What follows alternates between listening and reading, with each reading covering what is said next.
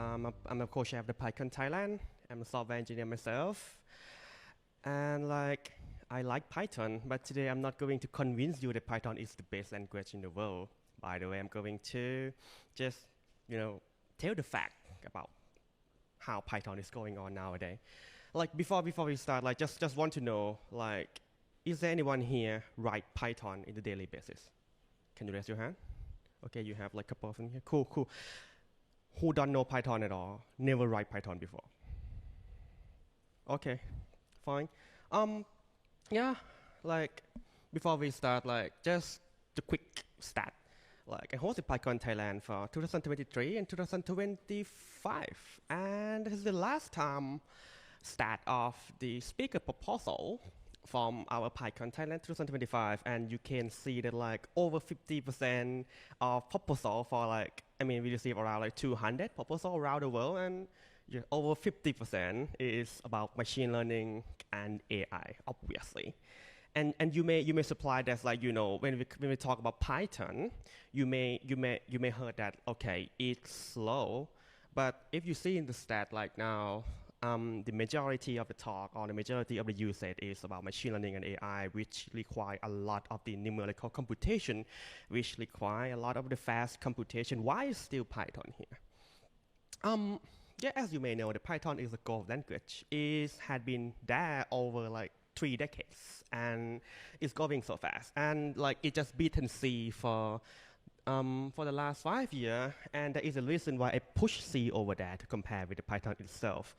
To know more about the context of why Python is going so fast, we have to get back in the history first. In 1987 to 1990s, if you may know, I wasn't born yet, to be honest. But back then, it is the era of the interpreted and the dynamic type languages. Why is era of that one? Before that era, people, which is computer scientists or programmer, who you have to write the programming in a compound language with the static type. And then when this era hit, it's Perl in the 1987, and then Python, Lua, R, and JavaScript coming in. It's kind of make the paradigm shift for controlling the computer in such an era. And you have to know more about the developer experience before 1980s. Back then, if you want to just write or control the computer, you have to know not only how to code, you have to know not only the application logic, you have to know about how computer scientists work, how computer really work. You have to know memory layout, you have to know operating system, you have to know type system, and they're all the CS related, distributed system, everything that you may seem jargon for people nowadays, even for me. This is a very good example here. If you have to write a code to read a file in C, the highlight code one, which should be green, but I see it at blue here, is application logic. The application logic is if you want to read a file, you read the file, you know that you have file, you read it somewhere, and then you try to do some manipulation in it, and then you end the file. But if you write it in C or the other compound language back then, it's not only about knowing the application logic. You have to know about how memory layout work, how caller and callee function work, how the hardware architecture work, because in some hardware architecture it cannot handle the memory side at the same of the other hardware architecture. And this is how it works. So what's happened? You have to know a lot, not only about the application logic to control the computer, and that's really is a nightmare for the people back then. Other than the computer scientist itself. Okay. This is another really good one. If you write the programming language in C. If you write in C, for me, if you write in C and you declare the variable, it's not only that variable is some string or it's no variable that's integer. You may see the address in memory in that variable. You may see the memory site in that variable, and it's not only about that one. So it requires you to have more context to control the computer back then. And that is necessary?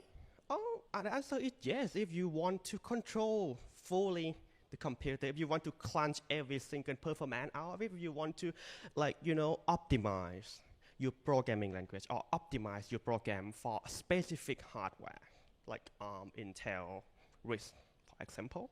But like, if you just want to write the application logic, if you are bioinformatician, if you are like nuclear physics that you just want to simulate your work and that is necessary to know more, the answer is no, right? And this is how the Python came in. It's like the Python just like, okay, if you want to write your program and if you want to control the computer regarding your application logic, you know only about application logic. Of course, like you can optimize Python with like, with the talenting approach, of course. But like, that is the Python primitive for reading file compared to the C, if you can imagine. So like, it would be a bit more convenient to just write about application logic. So it abstracts away all of the memory management, the hardware architecture and stuff for you when you write in Python. So it introduced low barrier of entry for the new languages, especially for learning. And when more people can come in the new programming language, you can write and you can contribute. You can make the library and make it publicly at the open source. And that's why the growing ecosystem of Python was like, it still has been growing fast right now. I myself love programming languages, especially compiler. And like, there is a research, several researches, but like the big one that I love is about like how people adopt the programming languages. There are 3 factors that people adopt the programming languages. This is from the work of the Berkeley guys in United States. The first one is like, why Python is adopted is like, it's fairly syntax, obviously. Like, when you have to write in Python, you have to know, you don't need to know much about the hardware. You know that, okay, how you want to express your logic, and then you write it as a language in the logic. The second one is the quick result. The quick result, it doesn't mean only like you see the result in the terminal, but is the result from the long term as well. For example, if you write a program and then like when your project is going so fast and really fast, and then once your project is like really big, okay, I would share that is the good example for adopting Java, because like, when your project is really fast, it's really big one, Java is really facilitated and fascinating.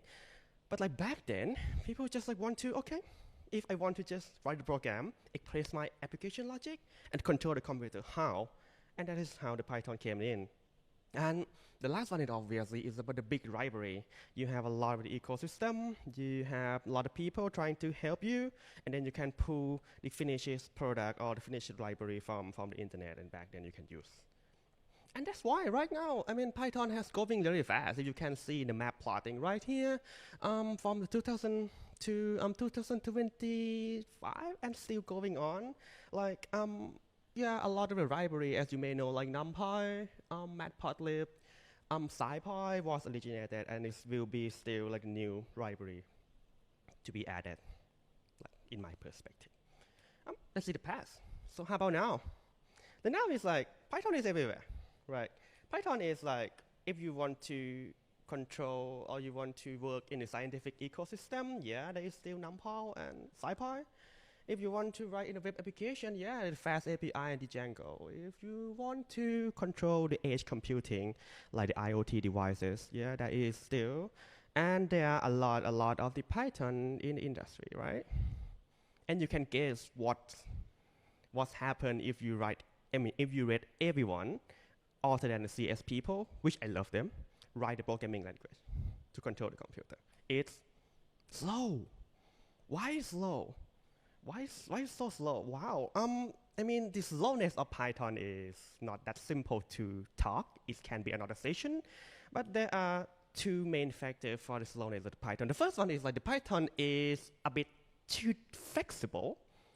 Let me get to that quick for the next slide. And this next one is a little bit more Python internal. It's like global interpreter lock for the C Python itself. Let's go to the first one first. Like, what is too flexible? The too flexible is like, if you write the programming in a static type language like C, Rust, or even Go, you have the memory. The memory is like the linear. You can think of it like as a linear line, and then you chop it chunk by chunk. And in the memory is like, if you write the programming language in a static type, you can know that, like, the type of that variable would be. And when you know the type at the compile time, you can know that the site of that type would be. For example, like in C, the type of C is like 4 bytes if I don't like wrongly and get it, and for long as well.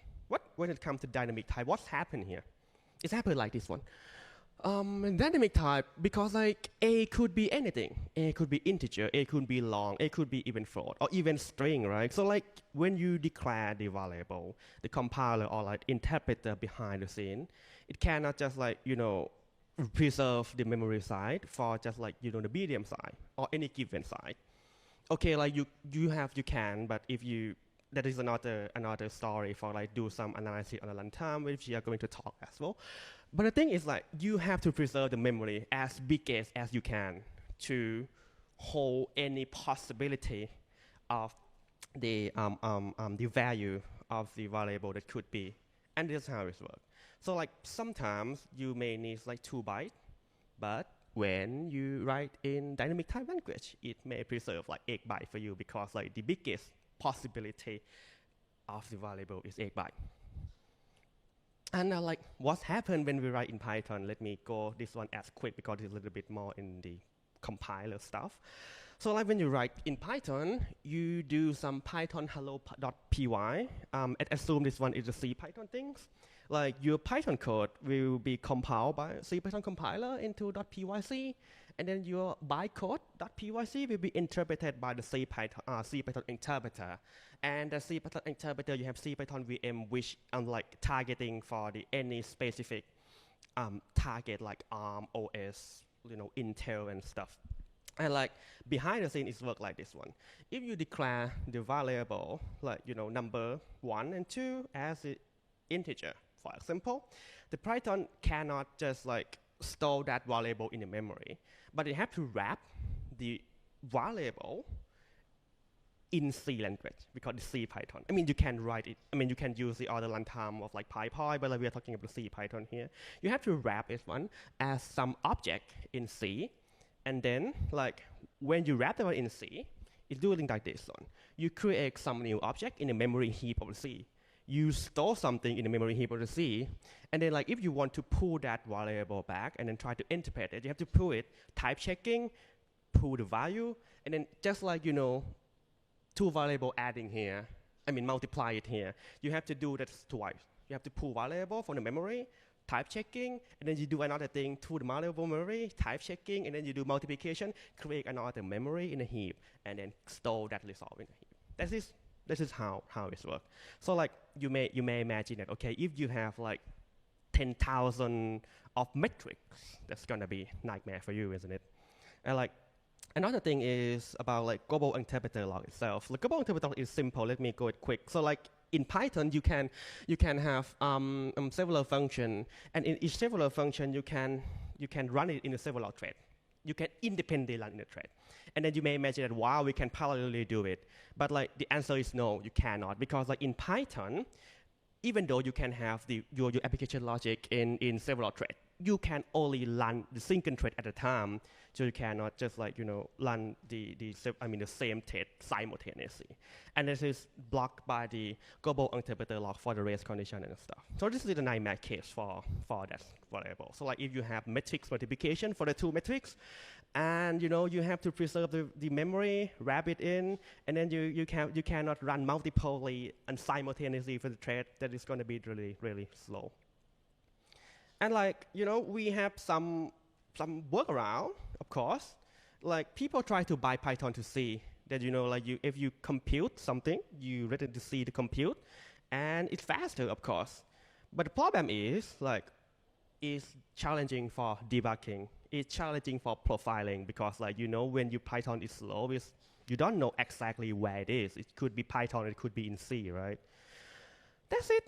How it works. So like what's next? The next is like, okay, Python, it has the friendly syntax. It has a quick result, and it has a big library. You have to preserve that on the left side of the monitor here. And then you have to track on the right side. So you have to improve the tool flexibility in global interpreter log and the tool world problem to crunch more speed on that one. Okay. And like just briefly like talk about the compiler like architecture here. When you talk about the compiler things, like you have front end and back end, it's similar to the web. Not that similar, but it's like just metaphor. It's like it's similar to like web application, like you have front end and back end, but it's not just like you can replace the back end by from Go by Rust and then use the application RESTful API. You cannot do that. But like in a compiler and interpreter, in the front end side, is about like it's not only about that, but it's about like language syntax here. And then for the back end side, it's about optimization and crunch the performance of it. So like right now, people, you can like, I mean, if you can like, trying to optimize the back end, and then you can trying to optimize the how it's working in the back end side by just in time and stuff as well. Okay, let me make it quick for this one. And someone may imagine that like, you can just replace the front end by something else.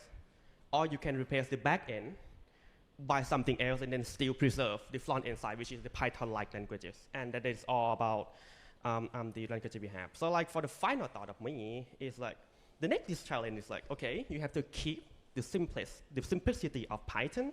You have to keep the memory, you have to keep the ecosystem, but like who can tackle on the life side and then can still keep on the left side? That's going to be the next big thing, and that is how the C Python core developer right now is doing in the ecosystem. So that's all from my side. Thank you. Thank you.